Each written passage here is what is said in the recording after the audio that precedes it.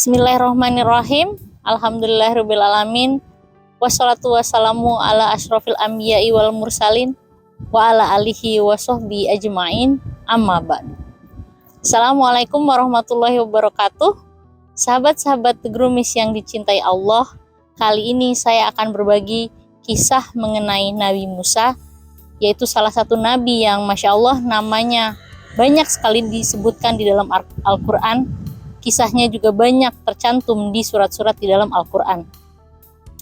Nabi Musa memiliki banyak kisah penuh hikmah, dari mulai beliau lahir, menjadi dewasa, kemudian diangkat menjadi nabi, sampai ia kemudian berdakwah kepada raja paling zalim di zamannya.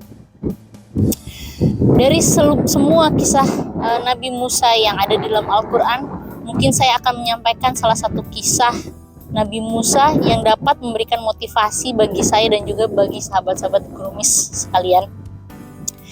Di surat Al-Qasas, di awal surat Al-Qasas diceritakan mengenai seorang raja di Mesir yang sangat zalim, bergelar Fir'aun. Ia sangat zalim, kejam pada rakyatnya, terutama pada kaum Bani Israel, yaitu kaum yang pada saat itu banyak menjadi budak untuk kerajaan Fir'aun.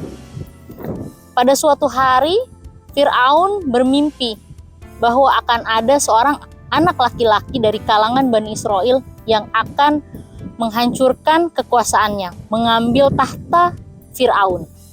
Hal itu tentu membuat Fir'aun menjadi sangat cemas, sangat khawatir dan juga beringas. Ia pun kemudian memutuskan untuk memerintahkan pasukan-pasukannya untuk memburu atau mencari anak-anak Bani Israel, laki-laki yang lahir pada saat tersebut. Nabi Musa alaihissalam lahir di zaman tersebut.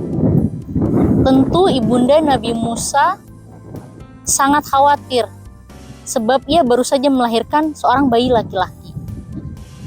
Ia takut bayinya tentu akan menjadi ancaman, akan dibunuh oleh pasukan Fir'aun. Pada saat itu kemudian Allah memberikan ilham kepada ibunda Nabi Musa untuk menghanyutkan bayi Musa di Sungai Nil. Tapi ibu mana yang kemudian akan tega untuk menghanyutkan bayinya sendiri di sungai tanpa ada kepastian apa-apa? Bisa saja bayi tersebut tenggelam, hanyut entah kemana, atau dimangsa binatang buas dan kecemasan-kecemasan lainnya. Namun firman Allah kemudian meyakinkan ibunda Nabi Musa, la takhaf wa la tahzan, inna radduhu ilaik. Janganlah engkau takut dan janganlah engkau bersedih hati, karena sesungguhnya kami akan mengembalikannya kepadamu. Kemudian ibunda Nabi Musa pun menghanyutkan bayi tersebut. Apa yang terjadi? Kemudian bayi Musa ternyata tertambat di kerajaan Fir'aun. Ia ditemukan oleh istri Fir'aun, Asyah binti Muzahim. Aisyah pun memohon kepada Fir'aun untuk tidak membunuh bayi tersebut.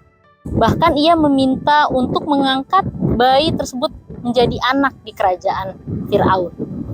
Kemudian bagaimana kisah ibunda Nabi Musa yang pada saat itu tidak tahu apa-apa, yang baru saja berpisah dengan bayinya?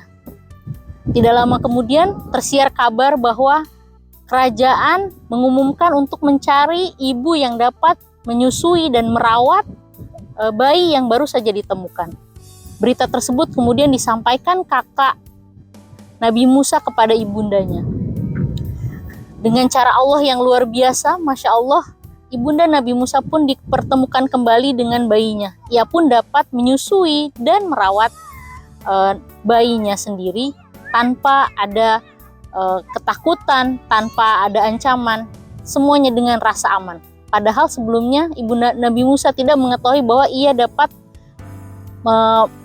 mendapatkan situasi bertemu kembali dengan anaknya. Lalu apa hikmah yang dapat kita ambil dari kisah Nabi Musa tersebut? Dalam hidup, Allah memberikan kita perintah dan juga petunjuk. Terkadang mungkin perintah dan petunjuk tersebut terasa sulit bagi kita, terasa berat atau bahkan mustahil. seperti yang dialami oleh ibunda Nabi Musa saat menghanyutkan anaknya sendiri. Tapi seperti yang ibunda Nabi Musa lakukan, ia tetap melaksanakan perintah Allah tersebut. Begitu pula dengan kita. Setiap dari kita mungkin akan merasa takut, akan merasa sulit ketika kita berhijrah, ketika kita melaksanakan perintah Allah, ketika kita memilih jalan yang ditunjuk oleh Allah. Mungkin prosesnya terasa sulit, terasa susah, ada banyak rasa khawatir dan takut. Tapi ingat firman Allah, la takhaf wa la tahzan, inna radduhu ilaik. Janganlah takut, janganlah bersedih hati, karena akan ada hal-hal kebaikan yang datang setelahnya. Kita belajar bahwa Allah itu zat yang maha menepati janji. Sehingga saat kita memutuskan untuk mengambil jalan Allah, jalan yang ditunjukkan oleh Allah, kita akan merasa aman, kita akan merasa tenang. Karena kita ingat bahwa Allah menepati janji tersebut. Insya Allah kebaikan-kebaikan itu akan datang. Wallahu alam.